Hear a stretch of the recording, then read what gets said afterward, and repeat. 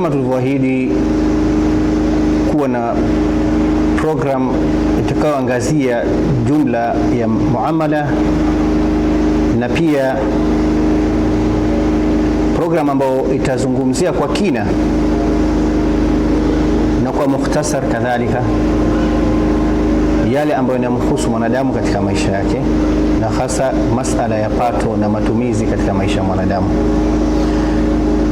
Mwezi mtukufu wa Ramadhani ni mwezi unayotukumbusha sisi kama umma Muhammad alayhi salatu wassalam ni umma speciali, ni umma ambao unique, yani kwa maana wana nidhamu yao na mipangilio kutokamana na imani yao vipi kupeleka maisha yao hapa duniani.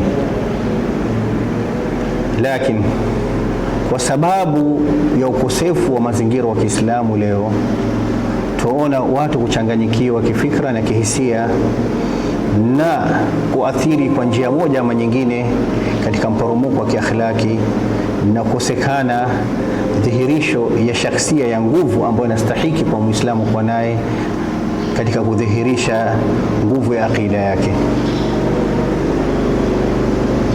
Allah subhanahu wa ta'ala alipofaradhisha ibada ya funga katika mwezi mtukufu wa Ramadhani, kutiba alaykumus siyam kama kutiba ala alladhina min qablikum la'allakum tattaqun, amefunganisha ibada hii tukufu na uchamungu, akaifunganisha kwamba juhudi yote utakayoweka kwa siku 29 ama 30 ya mwezi mtukufu wa Ramadhani ni kukimbilia kujenga uchamungu. Nini uchamungu? Fa antadhir, ngoja kidogo hapa, intadhir uweze kuangalia kwa nini Mwenyezi Mungu hapa kataja uchamungu. Lengo ni uchamungu.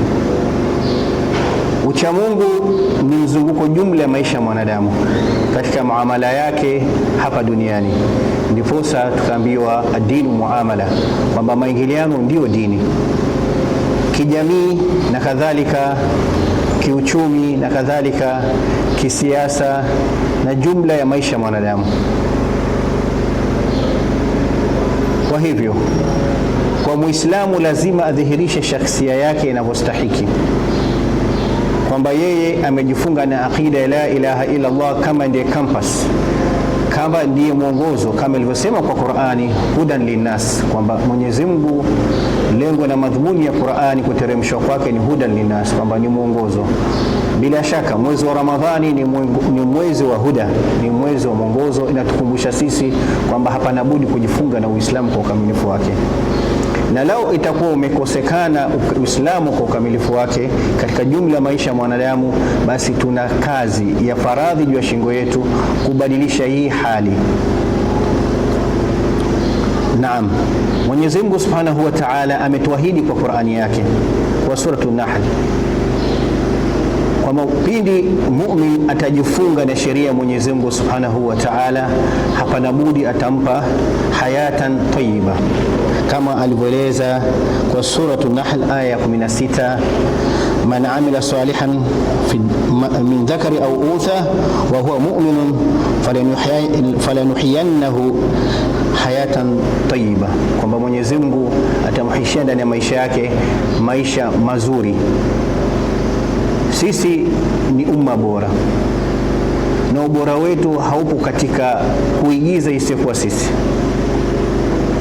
Bila shaka maisha mazuri hayapatikani ila kuhakikisha mazingara ya amalu saliha, matendo mema kupatikana, na matendo mema hapa ni kwa mujibu ya sheria, sio kwa vipimo ya akili ya mwanadamu.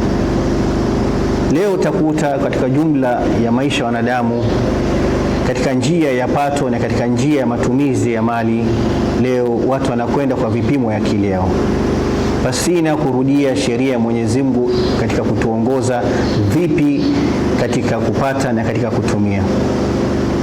Kwa mfano ya karibu, kwa kukosekana njia ya Uislamu ambayo inahakikisha mahitaji ya msingi ya mwanadamu inashibishwa, leo baadhi ya mahitajio yamegeuzwa kuwa ni bidhaa ambayo ni ghali kwa mwanadamu kuyafikia kuweza kuyashibisha katika mahitaji yake msingi. Mfano kabisa ni nyumba. Leo nyumba imekuwa ndio biashara kubwa katika kuendeleza uchumi wanavyodai wao, lazima real estate business iwe juu.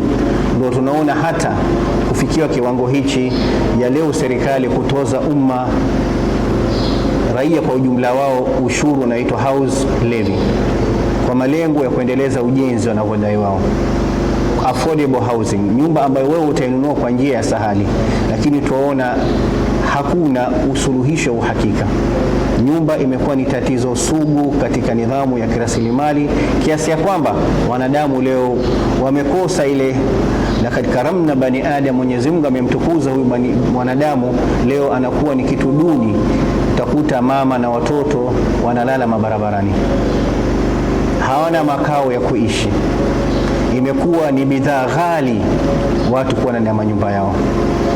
Bila shaka Uislamu ni dini iliyokamilika inayozingatia mahitajio msingi ya mwanadamu na kuyatatua kwa njia ya kuhakikisha kwamba havunjiwi heshima yake na thamani yake.